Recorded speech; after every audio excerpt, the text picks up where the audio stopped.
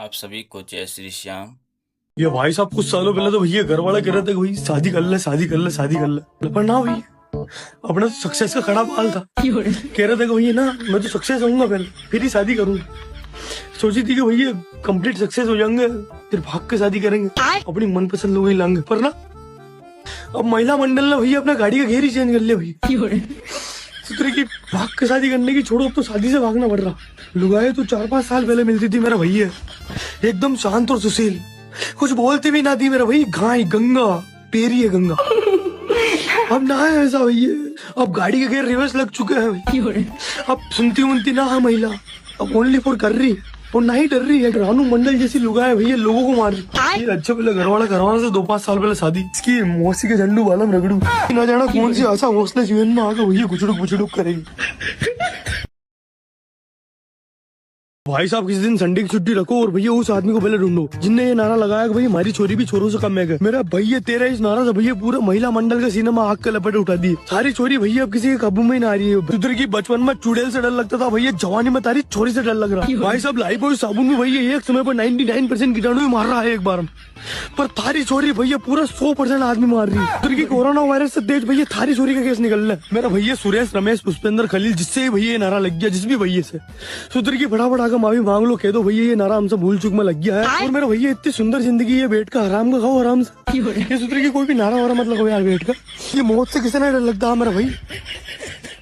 भाई साहब इतिहास गवाह है, जब दो दोस्त मिल गए ना तो भैया उन्होंने इतनी बड़ी बड़ी कंपनियां इतने बड़ा बड़ा बिजनेस शुरू कर दिए। Facebook, Twitter, Zomato, potato, Swiggy, Maggi, ये सब दो दोस्तों ने मिलकर बनाई है। पर सुतरी की ये दोस्ती केवल विदेशों में निभाई जाती है, भारतीयों में ऐसा ना है। तो अगर मेरे पास 100 का नोट होगा ना तो मेरे दो दोस्त केवल यही प्लान बनाएंगे कि भैया इसका 100 का नोट कैसे खर्च करवाना। जब तक मैं 100 से फ्री ना होऊंगा तब तक मेरा साथ ना छोड़ेंगे। तरीके गलती से भी ना खोलनी है कोई सी भी कंपनी इनके साथ। भैया 32 का इन्वेस्टमेंट हो जाएगा, 36 का घाटा भी हो जाएगा। सब भीख मांग लेना पर इनके साथ कोई कंपनी ना खोलना। भैया कार बहुत महंगी फरारी की और ठंडी बात है रात को होगी। भाई साहब पता ही ना चल रहा है कि अपन किस तरीके का गरीब है। अपन पास पैसे भी ना है और सुधरी की मैं भूखे भी नहीं मर रहा हूँ। खर्चे भी रोज वैसे के वैसे ही चल रहे हैं। ये सुधरी की अपनी गरीबी श्रेणी पकड़ बना रही है। अपन किस श्रेणी में आ रहे हैं भैया? मैं गरीबी रेखा में हूँ कि रेखा मेरे से ज्यादा गरीब है। सुधरी की सब जगह उलझने हैं जीवन में।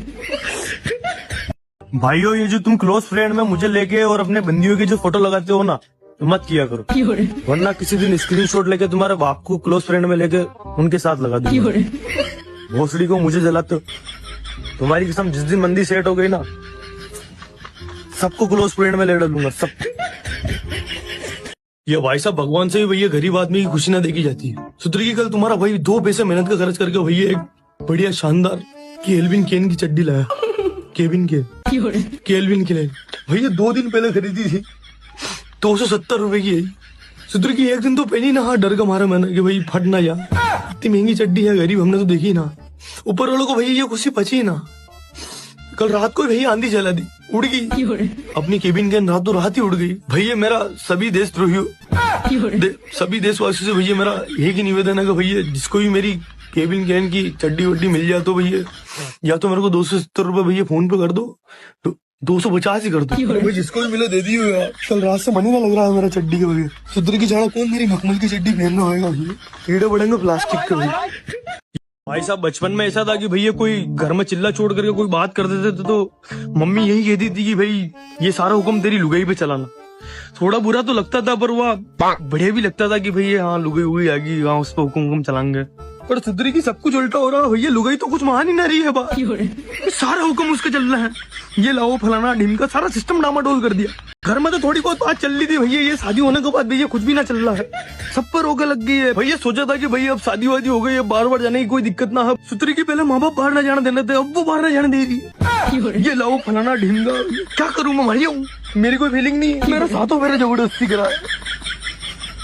ए भाई साहब तुम्हारा भैया आज एक ज्योतिष का पास में गया, उसने मेरा हाथ देख कर बोला कि भैया अभी तक तो तुम्हें कोई गलत कदम उठा लेना चाहिए था। सुधरी के ने ये मनुष्य बात बताने का भैया मेरे से 200 रुपए चाल लिया, 200। मुझे वो बात ना चुभ रही है भैया, वो मेरा जीवन खत्म है या फिर गलत कदम वाली, वो 200। सुधरी की सीधी सीधी कह दी भैया भाड़ में जाओ, और भाड़ में जाने का 200 रुपए अलग से ले लिए।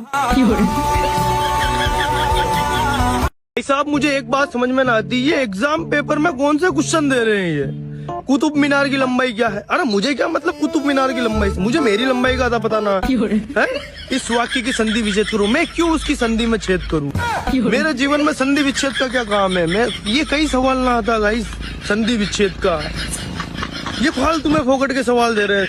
भाई साहब लाइफ में इतना गोल गपाला चल रहा है ना भैया, कुछ समझ में ही ना आ रहा।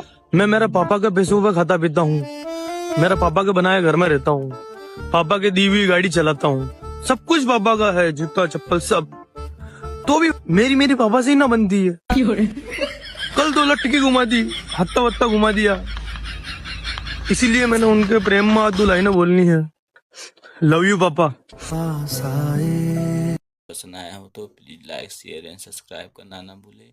चैनल पर पहली बार आए तो चैनल को सब्सक्राइब करें। आप सभी का प्यार बनाए रखें।